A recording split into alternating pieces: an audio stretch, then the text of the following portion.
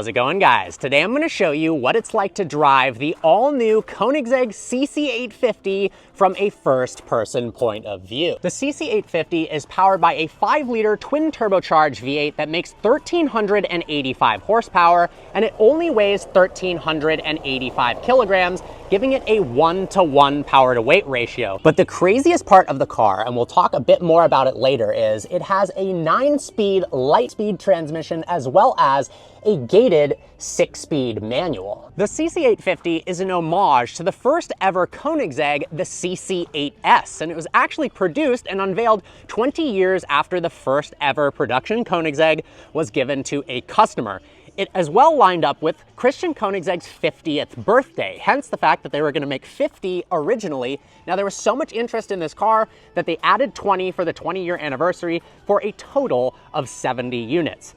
It's super, super elegant, but despite that, and despite no massive rear wing, it makes 1,100 pounds of downforce thanks to this movable wing. And a lot of the components are very similar to the CC8S. We don't have carbon fiber wheels because we didn't have those back then, and everything is painted to look kind of like that car. I think it's such a classy looking vehicle, timeless, and the fact that it's a manual and an automatic is unbelievable. The interior of the CC850 is incredible. There are no plastics. Every panel is covered in leather, Alcantara, carbon fiber, or metal. Let's hop inside. The interior of the CC850 is so cool. All of the analog gauges remind me of a high-end watch. I love that they're floating in this central binnacle, this circular binnacle, reminiscent of the CC8S. Then we've got that glorious gated manual transmission and automatic. The infotainment screen works pretty well, and we've got 2 wireless charging ports right here that let you know it's working, and the Koenigsegg logo illuminates right there, which is pretty cool. Look at those carbon fiber doors, the door release handles, and that massive panoramic sunroof. And look at this. Not only are the pedals a work of art, we have a 3rd pedal for the clutch. First time pushing the clutch in on a CC850. Ooh, feels pretty good. Let's check out the linkage. Look how you can see the mechanical linkage right there. That is just incredible. So here's a hidden Easter egg that Marcus has just showed me. Yep. If you push it forward, it says "the show must go on," which is kind of their slogan. And if you push it backwards, it says Koenigsegg down there. That is way cool. All right, to close the door, click that right there, and off we go. I love the rev indicator right here, the green, in addition to the analog gauges, which is pretty awesome. We'll start it off in drive, so pull it all the way down and into drive. Even at 10 miles an hour, you can just feel how intense the car is.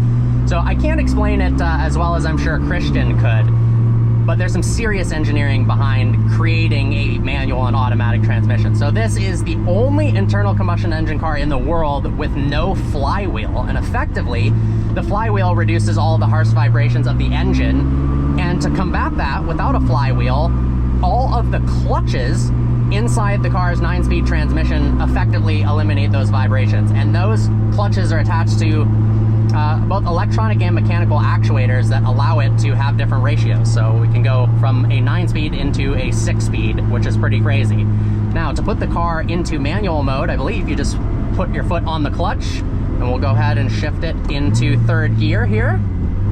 Release the clutch, and now we are in a manual Koenigsegg CC850. Oh, the linkage is just buttery smooth. That is incredible. So right now, we don't have active rev matching on. You can turn that off or on using the screen. But instantaneous throttle response. The sound is ridiculous. It actually is surprisingly easy to drive. The steering is pretty light. The visibility is insane. It doesn't feel super intimidating. Obviously, if you start accelerating quickly, it's probably a different story. But just cruising around, it's a spectacular car. So we've got Marcus, the test driver for Koenigsegg, with me here.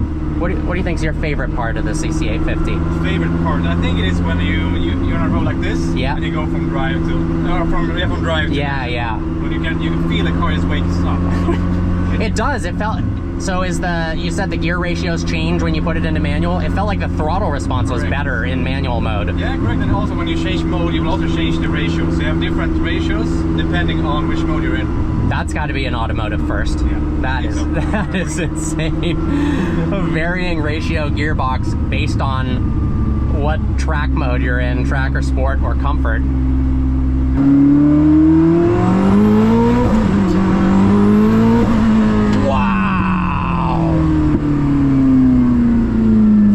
This is unfreaking believable. We're also discussing if you should have like a separate menu where you can actually choose yourself what gear you want in which. Oh wow! So that you can have like you can play around with it basically.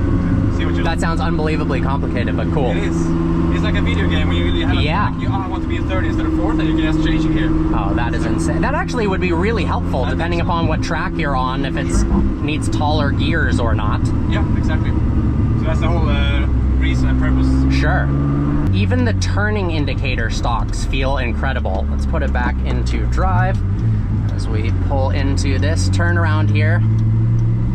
Oh, I love this thing. Now, does the front lift on this do all 4 wheels? Yeah, correct. Okay. See, that is something that more cars need to have as well. Oh my God. Holy crap. Oh, that's serious. Yeah. Are you kidding me? Lots more.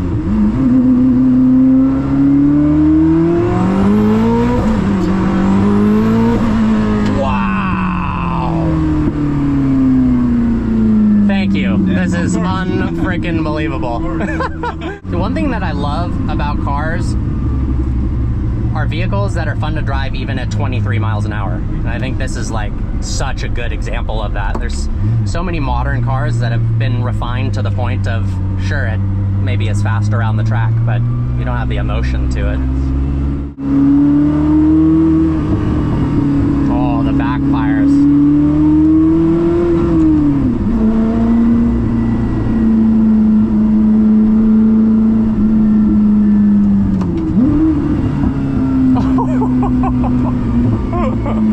Oh, this is ridiculous.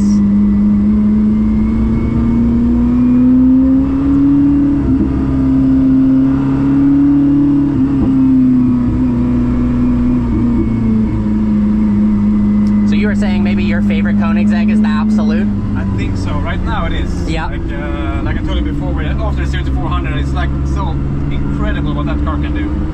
It really is ridiculous. I mean, it's, you know, the attack is also so fun, but it's almost like it's a sheet code rather arrow, like it's so much downforce and the car is on rails. Gotcha. The Absolute is a bit more alive, it moves around a bit more, and I don't know.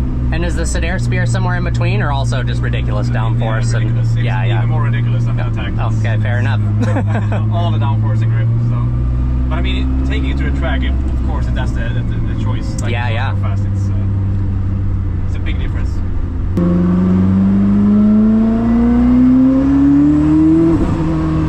Wow.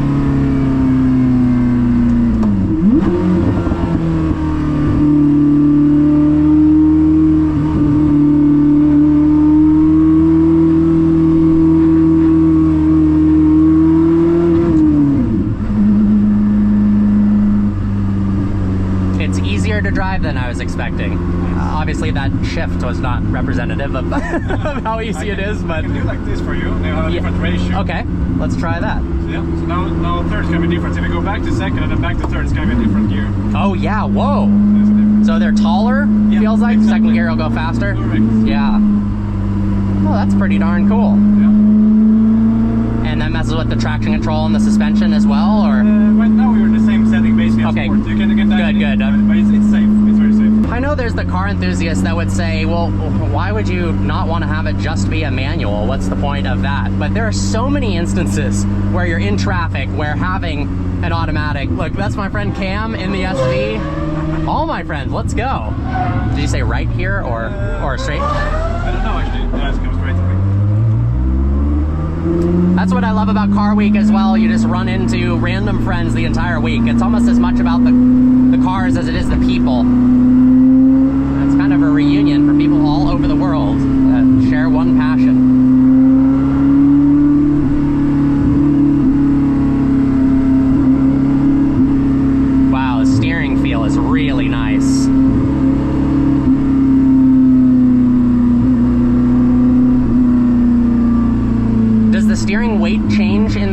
driving modes or the same? No, it's the same actually. Okay, it feels the same. Yep.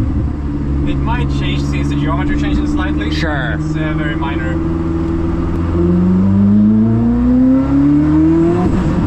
Oh my god. You could tell it just started to get into the boost at the end there. Is the traction control pretty foolproof if you don't turn it off? Like it really will make sure you don't go sideways? Like it is right now, I would be impressed if you could spin the car. Really? I'd be impressed by it. It's very safely. Alright, didn't stall. There we go. And I know that you can stall it. I watched CarWow's video. Yeah. We don't want to mask everything. Yeah. We could, but that's going to be boring. No, I love that you can stall it, because that was kind of everyone's first question. Can you stall it? And then the second one, which I like Christian's philosophy, is why would you allow it to money shift and blow the engine? What's the point of that? That's the limit. Yeah. So for people wondering, if you were going 100 miles an hour and you downshifted into first, it just doesn't let you do it. Exactly. Which is good. One cool thing later. Yeah, please. When you know the car better. Because you can do clutchless shifting. Oh my god, really? If you rev match, you can clutchless. Wow. Shift it, yes. Like on upshifts or downshifts or both? Yes. That is crazy. So as long as you match the RPM of the engine and the gearbox, yeah. you can actually change the gear.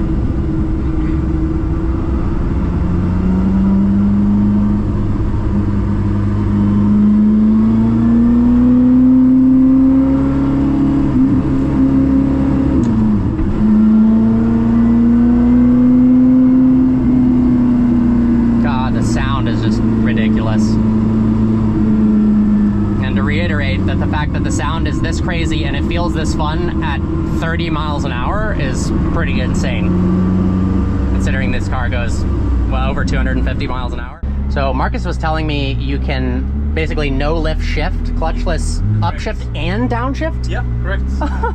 So as long as you rev match the engine to the gearbox, it's gonna like it will feel like a synchro that goes in. So we spend a lot of time on it. So, so going out of gear, also if you have a lot of torque on the engine and transmission, it's gonna be hard for you to pull it out of gear. Yeah. So when you lift off, you will feel it. Whoop, it goes out of gear. And then if you want to go in the next gear, you just rev match the RPM for that gear, and it will fall in as well. All right, we have shifted into manual mode. Yeah. So you can try to go into third. Let's see. You made it. Oh, whoa. Oh, that's kind of cool. And then you can try to pull it out of gear. And then let either go down and hold it again. Yeah, exactly. Try to rev it too. Oh, whoa. Okay. Oh, that's actually really cool. I'm not the best at this technique, but little bit of gas. There you go. That should be it. That is pretty cool, though. It is cool. And what is also nice is that since when you have positive torque, we're also holding it in gear. Yeah. So you can preload it. Sure. You can keep some pressure, and when you clutch in, it will boom fall out. You can try to just hold pressure on it, and you clutch in, you can feel it goes out. Oh yeah. Yeah. That's cool. Yes. So you can do really quick shifts. So you can wow. And then as soon as you clutch in, you will move the shifter. Well guys, I hope you enjoyed today's video. Like always, please browse the channel and subscribe. Highlight of Car Week, driving a CC850, the manual and automatic car. That's got to be in my top 5 favorite cars I've ever driven. So thank you again. This was awesome. My pleasure.